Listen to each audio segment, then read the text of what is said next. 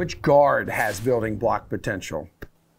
Yeah, so we'll go back to the Jazz again. I just think if the questionable guys traveled, they're probably going to play. Clarkson's going to be real chalky, but I just have a hard time envisioning a scenario where he doesn't hit 6x, 7x value tonight. I mean, he's $5,500.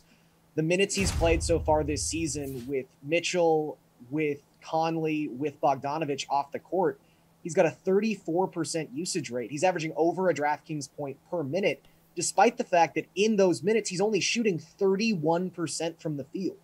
Like, that's how voluminous these scenarios have been. He doesn't have to be efficient at all, and he's been hitting value. So I think Clarkson's just guaranteed 30 minutes if he ends up being active for this contest, and that's going to be more than enough time to pay off his salary. So just another Jazz player who's viable on the slate. All right, Matt, where are you going in the guard department?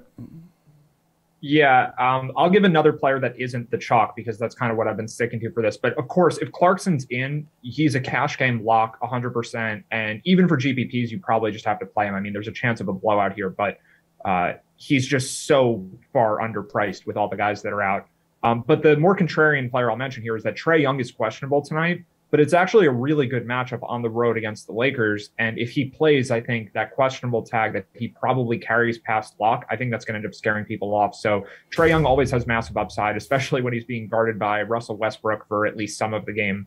But it's just the Lakers aren't a really good defense, and I think Trae could do well against them. And I would think at very, very little ownership. So I really like Trae a lot if he plays.